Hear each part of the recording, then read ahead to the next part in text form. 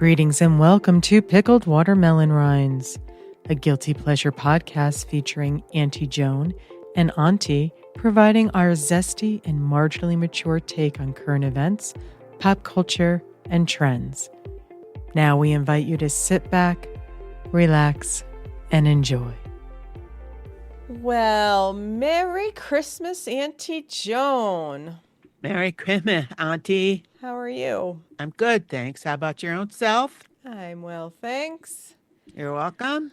So yes, this will be airing the week of Christmas, so Merry Christmas to our listener. Yes, happy holidays. Yeah, Merry Christmas. I just woke up, so. Yeah, okay. We've got a couple things to chat with everybody about today. And just a reminder, this is our second to last ever episode of Pickled Watermelon Rinds. Our last episode will be airing next week, and we're calling it a wrap. So we'll talk more about that next week. But for now, we'll just enjoy the Christmas season. Yes. Indeed. And to kick off the Christmas season, as talked about leading up to it, I went over to the Alsace region of France and went to a bunch of Christmas markets in Strasbourg, Obernai, Colmar, and Eguisheim. Those were the four Christmas markets we did, or four. They all have multiple markets, but those were the four areas that we went to see the Christmas markets. And yeah, it was quite lovely.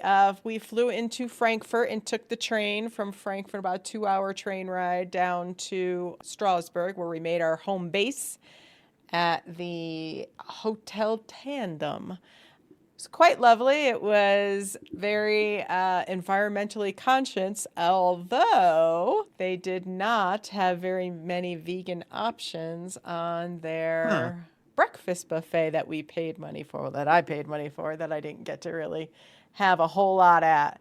So I was a little disappointed with that, because not the reason I went vegan, but going vegan does have some positive environmental impacts. So if you're touting yourself as an environmentally friendly hotel, you would think that there would be a few more options. They did have dairy-free milks. I think oat and almond, maybe even soy. I think there were 3. So they did have that, and cereals and stuff, but I'm a cereal junkie, so I try not to eat cereals very often. Yes. So that was, I did eat it, and they had breads and stuff, but there were no like dairy-free butters for the breads. There was no anything. And they had a very limited, like most of the European breakfast buffets at least include like cut up fresh vegetables and like a little bit of hummus. So there's a little bit of, plant-based protein and with the vegetables, which I don't mind. It's better than nothing. And I also could have put the hummus on the bread and made like a little, vegetable hummus thing. But they had no hummus, and they had no cut up fresh vegetables. They had salads. One of them was beet salad, and I think everybody's aware of how much I hate beets. So that I didn't have that. And some shredded carrot salad. And then they had some kind of like, it looked like a German potato salad, but they cut up sausages in it. And I'm like, if you didn't cut up sausages in it, and they had like hot sausage links. So like, why wouldn't you just not put the sausage in the potato salad? And this way I could have had the potato salad. Yeah. And if somebody wanted to add sausage, they could have just cut up the sausage from the hot bar and put it in there. Or even, just have one with sausage and one without. I mean, what is there to doing it without? Yeah. Very silliness. So I was really disappointed with that. But other than that, I loved the hotel. It was perfect location, right across the street from the train station. So when we were off doing our travels, very easy to maneuver around. And it was only they said 10-minute walk. It probably took us more like, 6 minutes, 7 minutes to walk from the hotel to the city center of Strasbourg. So it was very well situated. I was very happy with that. And the bed was super comfortable. The showers were nice. Like everything else was great about the hotel. And I wish they were a little bit more upfront with that when you were paying for, because you had to say that you wanted the fare that include, or the rate that included breakfast. And there was nothing really about that. So that was a little disappointing. It was one of the, for me, from a vegan perspective, it was one of the most limiting buffets I've experienced thus far being vegan in a hotel in Was Europe. it a good size hotel? It wasn't super huge. It's certainly not, it was more like a boutique hotel, I would say. But it wasn't like a B&B. No. There were plenty of people there that would have made it. Yeah. Yeah, for sure. So, yeah, a little disappointed with that. But Strasbourg, oh, everybody, it's beautiful. It is a city, but it is a quaint city. It is not a high-rise city of any kind. It has, I think, 6 markets, something to that respect. We did see them all. The decorations, they did a very wonderful job with the decorations. Vienna is still by far, in my opinion, the best for decorations, especially at the Christkindl market. Even the sled tree that they had in Vienna with the red lights on it that I used on a Christmas card from there was beautiful. Vienna just goes all out. So far, nothing's really touched Vienna at this point. So Vienna waits for you, huh? Indeed. It is beautiful, especially at Christmas time. But Strasbourg did a very respectable job. I mean, if I had never been to Vienna, I would have been just in love with everything. It's, the Strasbourg decorations, they were quite nice, colorful, and all that wonderful stuff. The markets themselves, unfortunately, and we found this in almost all of the markets we went to in Alsace, they were predominantly food and drink, with very few booths that actually were selling goods for gifts and things like that. So that was very different than Vienna, and different, I would say, from Nuremberg as well. They all have food and drink at the markets, but they're more intense on the goods themselves. Yeah. But all of the markets we went to in Alsace were definitely heavy on the food and drink and very limiting on the goods being sold. We did find some things that were unique that we hadn't seen before. That is getting a bit more few and far between, this being our 3rd year going to Christmas markets in Europe. A lot of the goods are similar at the various markets. But yeah, we still find a couple of things that were new to us, at least. And don't get me wrong, I love food, I love drinks. So there wasn't a whole lot to look at walking around. It was a lot of, had to pass so many booths that were food and drink to get to the onesie-twosies of the places that had goods. So the browsing, the shopping and the browsing was limiting for sure. So these Christmas markets, they're all happening in all these towns, all at the same time. Yes. So when you see, like you mentioned that, you're seeing the same stuff that you had seen before. Yeah.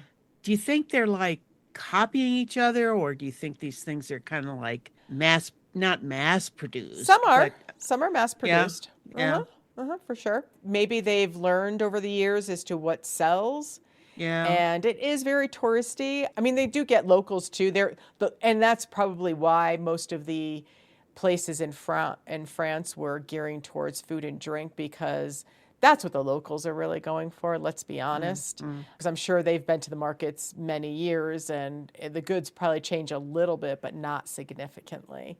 And like I said, that's what we're now seeing. And I don't know if a lot of people do markets like we do every year, pick a different location and go to a ton of markets. If you're a first-time tourist and you only go to Strasbourg, you might think that their offerings are nice, and that there is a lot to look at and stuff like that. But like I said, this being our 3rd year, so much of it is a repeat, and trying to find the little gems that aren't repeats is getting a little harder to do as we continue on. But I don't know, when I think of those markets, I think of getting little things that are synonymous with the countries or the towns or whatever, little shelf things, knickknacks, right, tchotchkes, whatever you want to call them, right, or clothing, like scarves or sweaters or stuff like that. Yeah, I did buy a fuzzy faux fur headband that I really do like. It was very warming very nice to, and it takes up, it looks like a hat actually when it's on, and it's really just a headband, but it's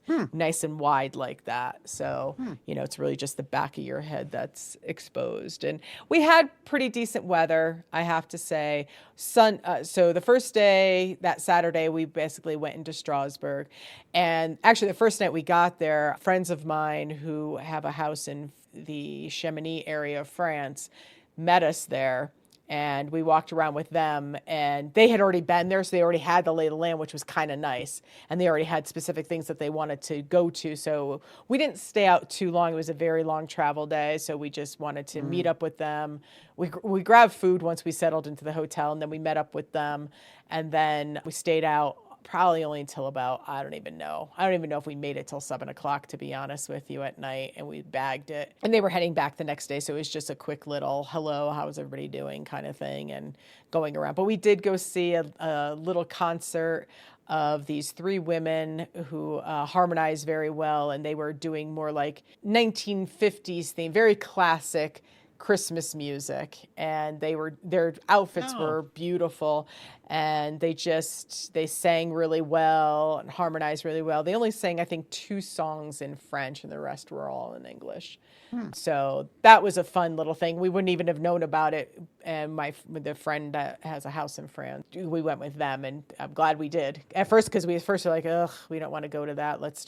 We're going to bag it. And then we were hanging out longer than we expected. We got a second wind is basically what happened when we were there, because the outside nice cold air kind of woke us up a little bit and all that. So then they're like, well, we're walking over to see those, that singing thing. And we're like, yeah, I guess we'll go with you. And they're like, it's kind of on your way back to your hotel anyway. I'm like, great, we'll go with you guys. And so glad we did. Like I said, it was it was only, I think, half an hour, something like that. It was pretty quick. So lovely time. And yeah. And then the next day we spent all day in Strasbourg, just going to the multiple markets there. And it was a nice day to be walking around. I think it was sunny that day. We didn't get a lot of sunshine. France doesn't like me. It doesn't like to be sunny when I go. So we did get a little bit of sunshine that day, if I recall correctly. At least it wasn't raining. Sunday it rained. And we went over to Obernai, lucked out in Obernai, which is a small little town. Very quaint, beautiful, cute decorations. Loved it. The goods, again, were limiting. There was plenty of food to be had there, but we spent a couple, 2.5 hours there, I guess. Had to take the train. The train was about 30 minutes. It wasn't no big deal. Yeah, Obernai is very cute. If you get an opportunity, I would highly recommend making your way over there, especially if you're staying in Strasbourg. It's so close, 30-minute train ride, and you're there. And it was easy to navigate getting out of the train and going over to the markets themselves. We didn't have to take another taxi. Didn't have to take any other public transportation. We just used our feet and walked everywhere. So that was nice. But then we came back to Strasbourg, and it was freaking downpouring. So we didn't go out. Oh, we did. We ended up going on a boat ride later in the day around the canals, and that was very lame. It was raining, so we couldn't see out the windows. It was fogging up in there because everybody, the temperature differences between outside and the number of people that were inside the boat. It was a guided little headphones tour of what we were seeing, but we spent a lot of time in the locks in the canals, which takes freaking forever. Yeah. So it was only an hour tour, but I would say we probably spent at least 15 to 20 minutes of that in and out of the locks. So that kind of sucked. So that was a bit of a bust, but we walked around a little bit, and it wasn't downpouring at that point. So we walked around more and stumbled across really nice lighted things that they had going on in Strasbourg. So took a bunch of pictures there. And then that Monday, we went over to Colmar and Eguisheim. And Colmar, we were so excited for Colmar. We could not wait to go see Colmar. I've heard nothing but good things about Colmar. We get there, and it was kind of a wah-wah. So I don't know if we built it up too much in our heads.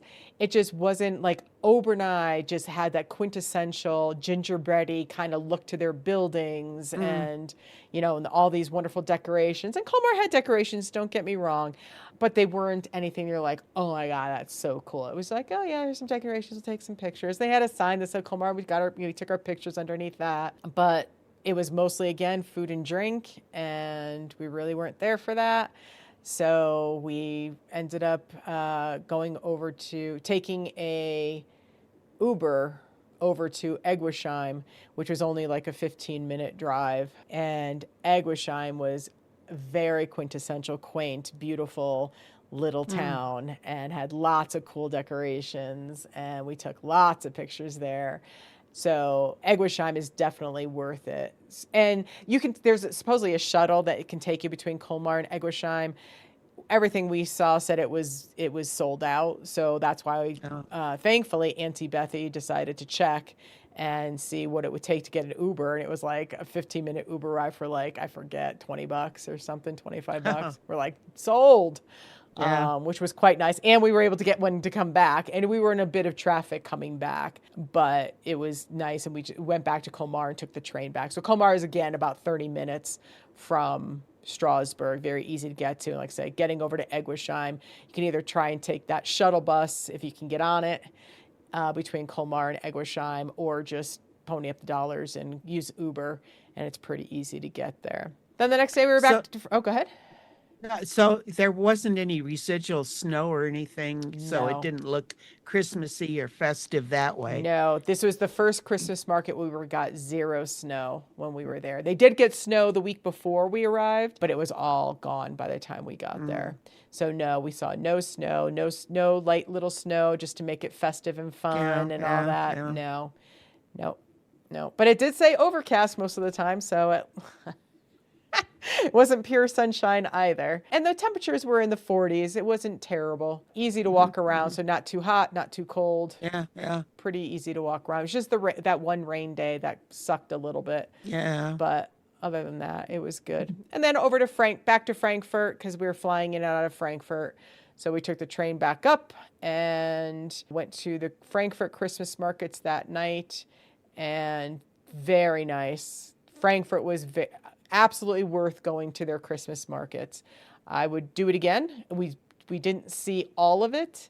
We did see quite a bit, because what I like about Frankfurt is all of their markets are interconnected. So yes, there's multiple markets, but they're right next to each other. One ends, the next one begins. So you're not having to navigate far, anything. It just keeps going. And their decorations were nice. They had a beautiful Christmas tree, not quite as big as Rockefeller Center's, but on the same scale. It was beautiful. And beautiful lights on it. I should have mentioned that in Strasbourg, at the main Christmas market in Strasbourg, they do have the tallest Christmas tree in all of Europe. And very nice. And they do every hour, starting at 4:00 in the afternoon, they shut off all the lights and do this big relighting ceremony kind of thing to music. And it's a lot of fun to watch that. Crowded, of course, during those times, because everybody wants to get the videos and all that. But it's like a 10-minute relighting ceremony at the top of every hour from 4 until it closes at 10, I think. Wow. So, yeah. But Frankfurt had a just nice, big, beautiful, full, tall tree with tons of lights on it. It was beautiful. I wish we spent more time in Frankfurt, to be quite honest. Then the last day, unfortunately, Auntie Bethy got sick, so I was solo over to Mainz, which we'd heard nothing but good things about as well, and that was a big wah as well. Now, I was there during the day, so it was none of the, you couldn't see the lights well. Maybe it's better at nighttime. It was definitely more food and drink. I saw nothing super unique, but I will say that Mainz had at least 4 different vegan options at their food booths, and I saw none in France at all. So, and that's another oddity. Whereas the previous Christmas markets, Vienna and Nuremberg, all at least had a couple of booths that had vegan options, or a booth that was fully vegan. This did nothing in France at all that I saw and I was looking at all the menus, and maybe it was a language thing too. Maybe I didn't translate things correctly. I don't know, but I did not see anything in Alsace at the markets themselves. I could get food at restaurants, but not at the markets. But Mines had several options, which I was very happy to see. It was kind of a bit of a letdown. It's kind of, and their markets are spread out, and you don't find out that they're only, a lot of them, I would say probably 2 or 3 of them were just food and drink. No goods whatsoever. So you do this big long walk to get to it, and then you get there and you're like, well, I'm not hungry. Wow. So to me, Mines was a big letdown. Maybe if you're going to try that, maybe try and go at nighttime so you can see the displays, and maybe it's more beautiful at night. But I didn't find anything super quaint about it. I didn't find anything endearing about Mines. I personally would not go back. But Frankfurt I'd go back to, and anywhere in Alsace I'd go back to as well. Maybe not Colmar, not high on the list. Are you planning on going next year to it? We are in the talks of what we might do for next year. It might be in Netherlands Christmas markets. Maybe. We'll see. We're still in the talking stages. We thought maybe Switzerland, but now we're kind of thinking Netherlands. So we'll see. We'll continue to talk. We've got some time to figure that out. Yeah, I think you do. Yes. So that was the Christmas markets in Alsace and Frankfurt and Mines. And you got to come home to snow. I got to come home to snow. I sure did, Yes. which made getting back up the hill a little bit more challenging, although the ride up yesterday. So I ended up spending the night at Antie Joan's the night I got back to the States, and came back up Friday afternoon, or late morning, actually. It wasn't bad. It really wasn't. Is it still windy? It isn't terrible right this second, but it was windy all day today. It's supposed to be windy all the way through all the way through Thursday next week. So really, yeah. And then the sun comes out. We're almost in the 50s by next Friday. Yeah, so yeah. I don't know. Yeah, we're in the 50s next week here. Yeah. So ended up spending first night back in the States at Antie Joan's house because of the snow. And we took advantage of that and watched Ripple. You had a little slumber party, didn't we? We sure did. We ended up Uber eating Uka. Yeah. Which was delicious. Oh, it was. Yeah. And I felt so bad about that. Why would you feel bad? Well, because to have somebody deliver it all the way from Broomfield, and then, the original plan was I was doing another GD ceramics thing. That evening. But afternoon. It's fun when you're there, right? Yeah. Yeah. I guess. Come on. I went with my friend Sandy B. Super fan Sandy B. And she and we focus. When we're there doing something like that, we got to focus and concentrate on what we're doing. And standing next to us at our work table were these 2 women, younger, but I would say not that young. I think one of them was probably in her 50s, early 50s. She's got a daughter, 22. How I know this?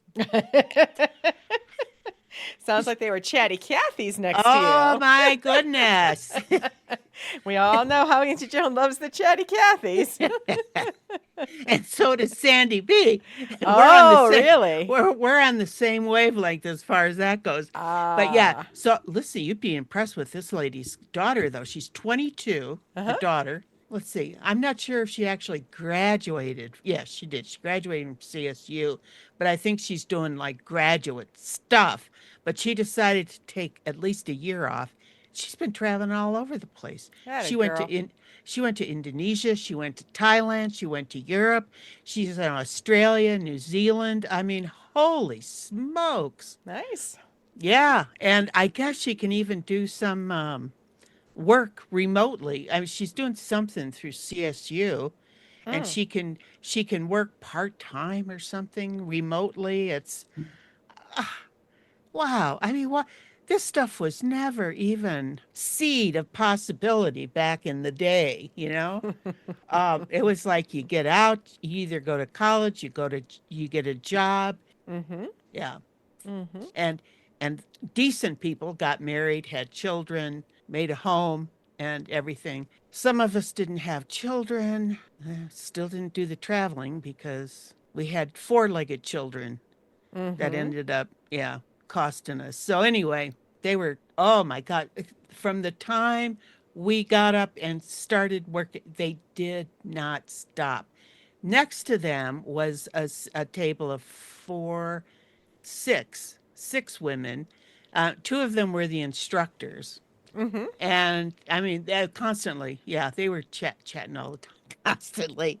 And they had these shrill laughs that just kind of really get to me. But anyway, it was a good time. I left feeling like I had accomplished something very well organized. Mm-hmm.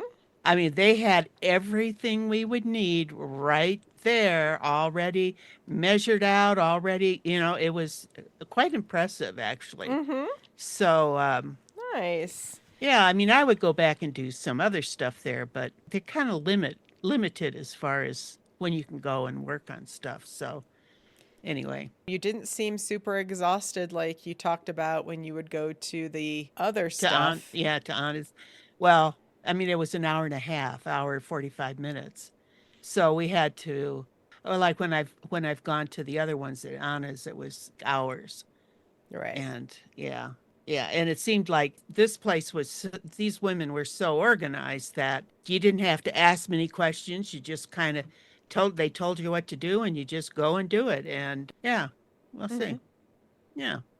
Cool. Yeah, it was kind of fun. So anyway, I didn't look at my phone or anything when it was over. I just drove up to the Thai kitchen Oh, you and did? yeah, I did. And they had like a piece of printer paper, Mm-hmm. 8 by 11, handwritten, closed. Oh, we'll open for lunch tomorrow, and it was duct taped to the door. It was weird because something must have happened Yeah. because I think they're normally open on Thursdays, but they did. I Oh mean, they yeah, were they at least are. conscientious enough because they do a good takeout business there. They Yeah, made yeah. sure their website was updated, that they were closed, and Oh, did they? yeah, because how I found out is I tried calling them to place our order and it kept going to voicemail. I tried twice and it went to voicemail. I'm like, well, this is silly. I'm like, I guess I can keep calling. They're probably just I just figured they were on the phone. And I said, oh, you know what? I'll just order it online. So I put in our order online and then I went to look at the cart and there was a notification there saying you're ordering outside of business hours. And I said, what Oh, the hell are you talking about? No, I'm not. And that's when I went back to the beginning of their website and where it said that they were closed on Thursday. And I was like, ah, shit. I'm like, that can't be right. So then, of course, then I start calling again to see if maybe their website got messed up somehow. And it all just went to voicemail. And I was like, all right. So that's when I did, folks, try and catch Auntie Joan. I texted her to tell her that the kitchen was closed, Thai kitchen was closed, and that I was going to order uka for us to be delivered. So, well, I still was able to stop by Dairy Queen. well, that's good because, yeah, I feel Wh- bad that you Oh went all the yeah, way to that Thai was real kitchen. good. Yeah, I was real good. I get home and drop it on the floor for crying out loud. She did do that, folks. That did happen. Yes. And then yelled at poor Killian because he wanted some of it. Yes, Yeah. no, he can't have regular ice cream. I don't know what that would do to his system. Probably not a Yeah. good thing. Yeah. Well, it's not like he's vegan. No, but he also doesn't get dairy ever. Yeah. Yeah. So, You don't want to be woken up in the middle of the night. no, no, No. No. no, Although in your case, that wouldn't have happened, would it? no, I was awake. Yes, I was nodding off and on from like 7 o'clock until about 11 o'clock, and at 11:30 I was bing wide awake. So I was up, and then Auntie Joan finally went to bed at like 4:30, and stayed up. I stayed up all day yesterday until I did start nodding off about. I think I made it clear through to like 7. And then I started doing the drifting thing. And I was Mm-hmm. like, no, you got to stay till 9, and at least 9 o'clock. I didn't make it till 9 o'clock. I finally went into bed about 8 o'clock and put something on. And I don't know if I even saw 15 minutes of it. I don't even know. But honestly, 8 o'clock at night isn't out of the realm of possibility for me to go to bed Yeah. anyway. Yeah. Yeah. So It Yeah. wasn't terrible. And I did sleep pretty well last night. So Good. we'll see how tonight goes. Right now, I Do feel fine. you feel okay? Right now. Acclimated? Right now. Okay. We'll see how we go. But when we stayed up, Auntie Joan found us Oh God. a little series. I don't, yeah. It Yeah. was an 8-episode series called Ripple. I don't know any of the Yeah. people in it are actors I've never seen before or heard of before. Although the guy who owned the bar looks very familiar, but he also Mm-hmm. looks a lot like Joel McHale. So I couldn't decide Yeah, if he I've does. actually seen him in something else or if he just looked that much like Joel McHale that I was just like, I know this guy. You know what I mean? Mm-hmm. So, Mm-hmm. but he's the only one. Although the elderly black gentleman as well, Yeah. he's been in stuff. I want to say he was in Coming to America, had a very small role in that. I'm not 100% sure. I did not look it up to double check, but I'm like, I know I've seen you before. And I'm pretty confident it was in Coming to America with He was Eddie Murphy. he was a horrible actor. Oh my gosh. He's Annoyed me so much. an older gentleman. You got That's no excuse. So is June Squibb, right? yeah, but I'm thinking of black older gentlemen. So Oh. is those other guys, Samuel L. Jackson, and who's the one that was in Shawshank Redemption? Always they're plays good. God. Yeah, Morgan yeah, Freeman. yeah, yeah. They're Yes. good. They're good actors.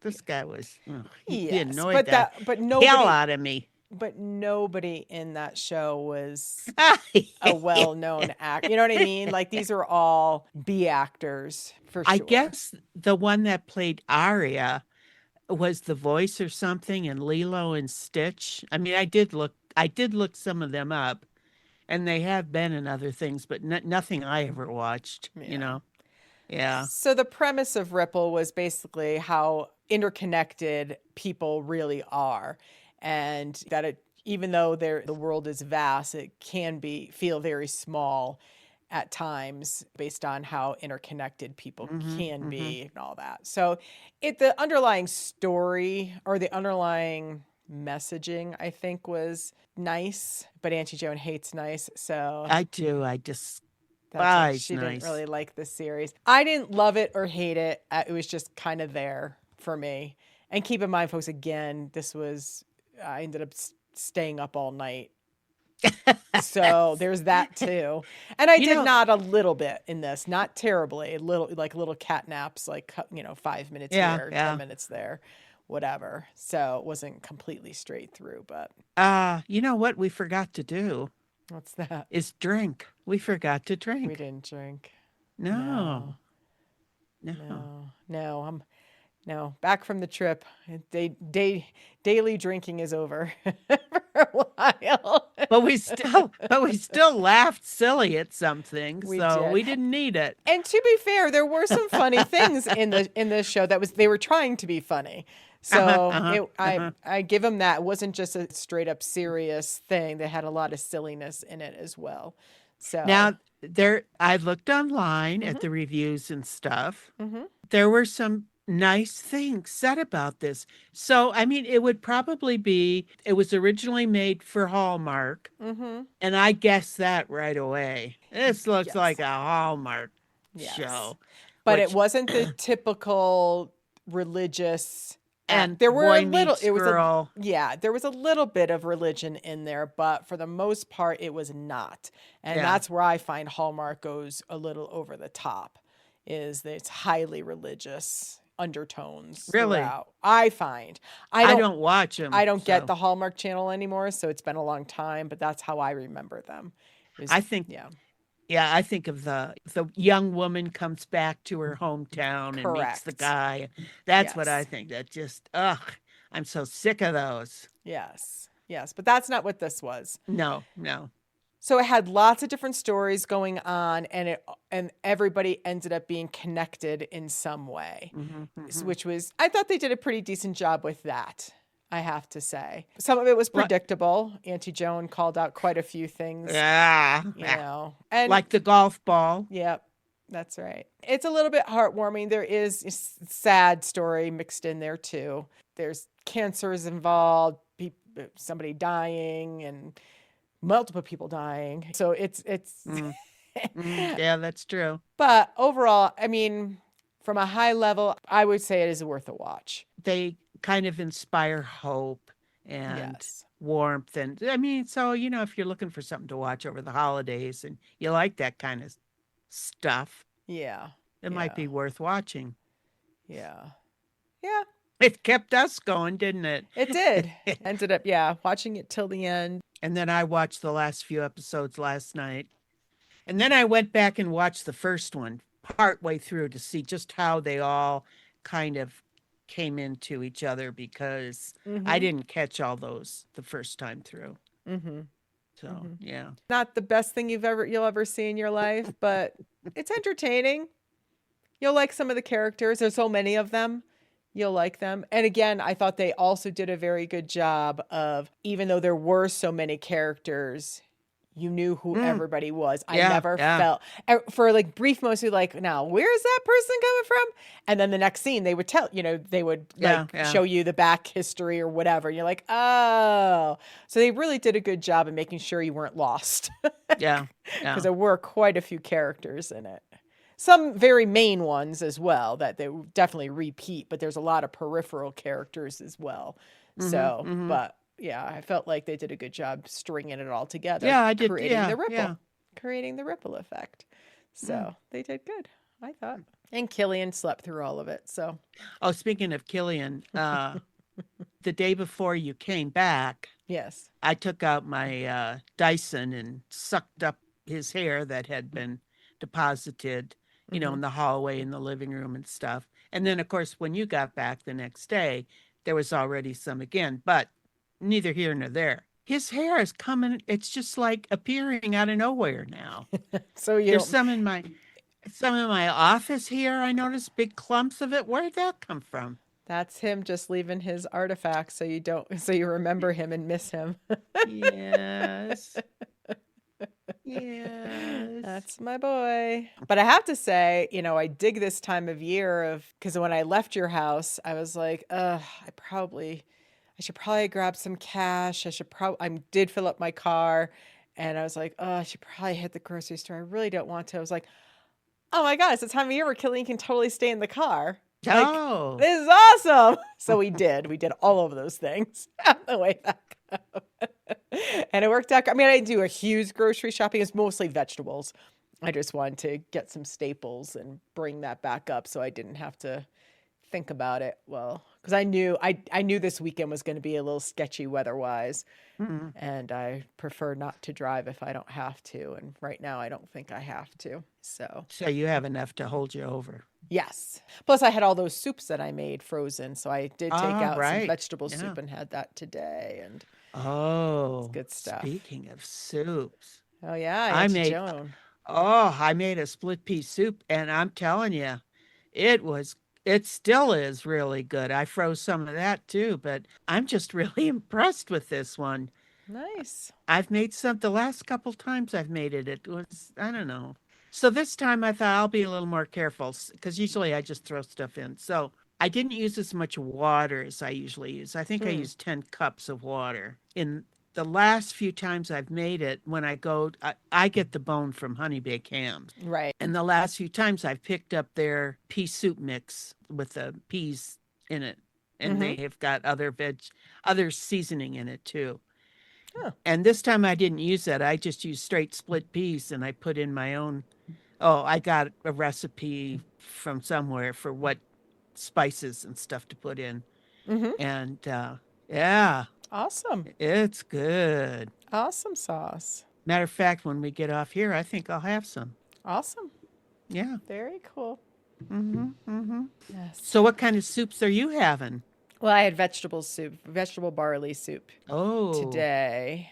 And I have a zucchini soup and something Do you have else a bean one? made. A bean one? Well, there's beans in the vegetable one. Ah. And there's beans in the zucchini. No, there's not. There's no beans in the zucchini soup. I forgot what the other one was that I made. But anyway, yeah, I've got a bunch in the freezer that are just for days like today. Just as long as you've got enough to hold you over. I got plenty. Okay. I'm good. You got bread? No, I don't really, Mm, can't do that. I'll eat too much of it. And how I get around that is I tell myself, if you want bread, you have to make it. mm. And my laziness tends to win in Well, that you could respect. slice it and freeze some of it right away. Yeah, and do you know what it takes to unfreeze bread? About 30 seconds in the Absolutely. microwave. So, no, that's like no. Can't be in the house. Only make bread when people are coming over. I think I'm ready for a Moe's trip. Trip to Moe's Yeah, Bagels. there you I'm go. almost out. Yeah. I still have a ton. Hmm. So I So, shouldn't pick up the big bag of. not for me if you want to get No, it for yourself, no, no, but not no. for me. No. I'm really trying to limit the amount of that I Hmm. consume these I know days. I should. There's a what they call, I guess it's a French bakery in Longmont. Mm. The name escapes me at the moment, but they have a sourdough that is oh so good, and a French bread too. That's just wonderful, wonderful. Yeah. Auntie Bethy and I got sandwiches for our train ride from Strasbourg up to Frankfurt. And I got mine at a vegan restaurant. She got hers at a deli that we passed. And they both came on wonderful baguettes. And Mm, I actually hurt my mm. jaw. Oh my God, I didn't even tell you. My jaw came out of alignment or something happened. I don't know what the fuck happened. I was enjoying my freaking sandwich on the train and it was nice and chewy. So I kept like, I must have Uh-huh. been doing that too much or something. And all of a sudden the pain in the joint of my Uh-huh. jaw was like, I'm like, and my biggest concern, am I gonna be able to finish my beautiful sandwich? Yeah, you betcha. That was my big concern. And you bet your ass I freaking ate through the pain. That was too good of a sandwich. It subsided. It hurt Oh, really bad when it first happened. oh. And then I tried and I was like, oh my God, I'm not gonna be able to eat my sandwich. And then I massaged, the joint a little bit. And then it's been fine ever since. But it was no joke. It was very, very painful when it happened. I hate it when that happens. Oh, God. Yikes. Oh, and then just before, when we took a break, I went down the stairs and my knee gave out on the stairs. And I'm like, son Mm, of a bitch. It's fine. I just, like, you got to hold the hand, you got to hold the railing the whole way, up and down uh, now. uh. 'Cause, I thought You my knee know, was doing better, but out of nowhere, it yeah, just, my knees, I think my knees are shot. And when I do the two little steps coming from the garage up into the kitchen, yeah, it's hard. mm-hmm. And I hold on to the handrail too, of course. But if I had a cane in the other hand, it probably wouldn't be so bad. But yeah, and I do not want to have surgery. I don't think I could go through another surgery, especially on both knees. And can you Mm-hmm. imagine being laid up? Yeah. No, no. Yeah. So I'll just hobble along. Well, you got to start using your cane. Well, I don't need it most of the time, just for the stairs. Oh, you think I do? Oh my gosh, you should see her looking at me like, girl, what are you thinking? I just, you're all so stubborn, your generation with that shit. Yeah, you betcha. It's like, oh my God, you have a tool to help you. Why wouldn't you use it? Well, like when I took Killian for the walks, I didn't use a cane. I'll tell you, the only time I really felt I could have used one was going up and down the curbs, but then he would help me up. I'd let him go ahead of me and kind of help pull me up. My beastie boy. Yes, yes. Yes. Such a good boy. Mm-hmm. He is. I think I'll keep him. Mm-hmm, mm-hmm. Mm-hmm. And if you don't, I'll keep him. Well, No. maybe, I don't know. He's my baby boy. And you want to talk about Paul Anka? Yeah, I bet you don't even know who that I is. do. Do you? Jason Bateman is married to Paul Anka's daughter.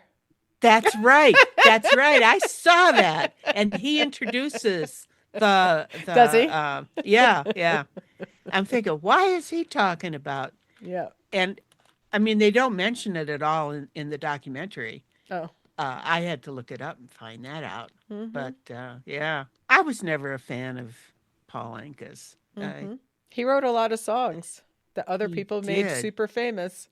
He did. And do you know he wrote the theme song to The Tonight Show? the Johnny No, Carson. I don't. I Da didn't know da that. da da da da da da da da da. Yeah, yeah, he wrote that. And of course, My Way, Frank Sinatra's, which is now turning into his song. But I couldn't help but compare it to the Billy Joel Mm-hmm. documentaries. Yeah, they did two for him, right? A Two parts. two-parter. Yeah. Yeah. Billy Joel's was more of a look back on his life Mm-hmm. and who he was and how he got to where he is and his ups and downs and all this stuff. This Paul Anka one was all about him being a showman, basically. There's Mm. a little bit about his coming up. I just couldn't help but think it's more of like an ego trip for him. Mm. I think he fancies himself quite the showman. He considers himself very successful, and yeah, he must be. I don't know. He's still around. He does look better than he used to. He looks like Frank Sinatra. He's got the hair, he's got the look of Frank Sinatra now. Of course, I got to go to my Google machine. He started very young, and this is what kind of got me. He starts talking about how he got into music. He Mm-hmm. says, "Oh, yeah, when I was 16, he said, I just couldn't do school. It just wasn't for me. So I went to New York and I'm walking down the street and I see a record building. So I go in there and I say, I want to sing. And they gave me a record contract. He just made it sound like there was nothing to it. He just walked in. He said this way. No talk about struggle or Mm-hmm. playing dives or any of that stuff. So where was I going with this? Oh, from like 16 to 19, Mm-hmm. he was popular with the young girls and stuff. He had, oh Diana, I know. So then there was this. Oh, I think it was when the Beatles started coming over, when the British started coming over. They felt that they needed to do something to make him more sellable. Mm-hmm. So he was about 19, 20 years old.